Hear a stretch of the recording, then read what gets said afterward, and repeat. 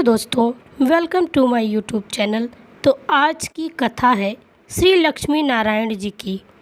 तो एक बार की बात है, भगवान विष्णु माता लक्ष्मी से बोलते हैं कि आजकल लोग ज़्यादा भक्ति करने लगे हैं, नारायण नारायण ज़्यादा जपने लगे हैं।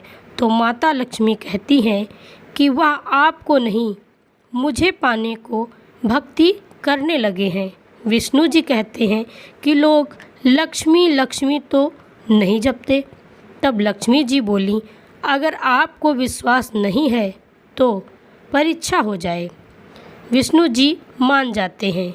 विष्णु भगवान एक साधु का रूप लेकर पृथ्वी लोक पर आते हैं और एक व्यक्ति का दरवाज़ा खटखटाते हैं।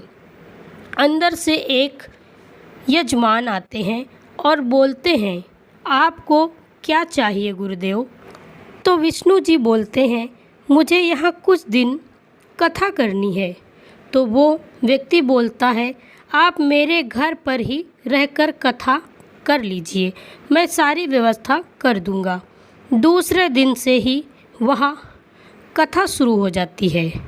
देखते ही देखते वहाँ बहुत भीड़ होने लगती है। पूरा गांव आकर कथा श्रवण करने लगता है। अब लक्ष्मी जी को लगता है समय आ गया है कि नीचे जाने का। वह एक बूढ़ी माता का रूप धर कर जाती हैं और एक घर के आगे आकर बोलती हैं कि मुझे बहुत ज़ोर से प्यास लगी है, पानी पिला दो। उस घर से एक औरत निकलती है। वह कहती है, मुझे तो कथा सुनने जाना है। जब लक्ष्मी जी दोबारा उससे कहती हैं कि प्यास बहुत तेज लग रही है, तो वह अंदर जाकर एक लोटे में जल भरकर ले आती है और बूढ़ी माता को दे देती है। वह पानी पीकर जब लोटे को वापस करती हैं तो वह लोटा जो स्टील का था वह सोने का बन गया होता है और औरत कुछ समझ नहीं पाती कि ऐसा कैसे हुआ। वह माता लक्ष्मी को बोलती है, आपको भूख भी लगी होगी। पर लक्ष्मी जी मना कर देती हैं, बेटी तुमको कथा सुनने जाना है, तुम जाओ। वह औरत कथा में जाती है और सभी औरतों को यह बात बताती है। तो दूसरे दिन से कथा में लोगों की संख्या कम हो जाती है। पूरे गांव में यह बात फैल जाती है कि एक बूढ़ी माता है जो कुछ भी खाती या पीती हैं तो वह बर्तन सोने का हो जाता है। जिस यजमान के यहाँ कथा हो रही थी वो भी बूढ़ी माता के पास जाता है और उनसे कहता है कि माता, मैं तो भगवान की कथा का आयोजन कर रहा था और आपने मेरे घर को ही छोड़ दिया। तो लक्ष्मी जी बोलती हैं, मैं तो सबसे पहले तुम्हारे यहाँ ही आने वाली थी, पर मैंने देखा कि तुम्हारे यहाँ कथा चल रही है और कथा करने वाले भी तुम्हारे यहाँ ही ठहरे हुए हैं। वह यजमान बोले, बस इतनी सी बात, मैं अभी उन साधु जी को किसी धर्मशाला में ठहरा देता हूँ। वह घर जाकर साधु को यह बोलता है तो साधु बोलता है कि अभी कथा के 2 या 3 दिन बचे हुए हैं। तो यजमान बोलता है, आपका रहने का इंतज़ाम धर्मशाला में कर दिया है।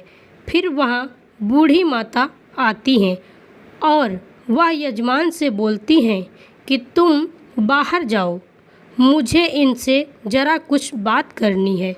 फिर लक्ष्मी जी विष्णु जी से बोली, प्रभु अब तो मान गए। विष्णु जी बोले, हाँ तुम्हारा प्रभाव तो है, पर एक बात तुमको भी माननी पड़ेगी। जब मैं संत बनकर यहाँ आया था, जहाँ संत कथा करेंगे वहाँ तुम्हारा निवास ज़रूर होगा। ऐसा कहकर भगवान विष्णु वहाँ से अंतर्ध्यान हो गए। दूसरे दिन सेठ के घर लोगों की भीड़ जमा हो गई। सब चाहते थे कि माता बारी बारी से सबके घर आएं, पर माता बोली, अब मैं भी यहाँ से जा रही हूँ। सब लोग बोले, माता हमसे कोई गलती हो गई है क्या? तब माता बोली, यह तो मूर्ख लोगों का गांव है। मैं वहीं रहती हूँ जहाँ पर नारायण का निवास होता है। संतों का कथा वाचन होता है, पर तुम लोगों ने तो उन्हें अपने घर से निकाल दिया। अब मैं भी यहाँ नहीं रह सकती। ऐसा कहकर माता लक्ष्मी वहाँ से अंतर्ध्यान हो गईं। तो दोस्तों, ये थी माता लक्ष्मी और नारायण जी की कथा, जिसे आप सभी ने सुना, और आशा करते हैं कि आपको मेरी यह कहानी कुछ सीख दे गई होगी। अगर आपको मेरी यह कहानी पसंद आए तो वीडियो को लाइक करें और ज़्यादा से ज़्यादा शेयर करें। चैनल पे पहली बार हैं तो चैनल को सब्सक्राइब कर लें। पास में जो बेल आइकन है उसे भी दबा दें ताकि मेरी आने वाली वीडियो आपको सबसे पहले मिल सके। जय माता लक्ष्मी की, जय विष्णु भगवान।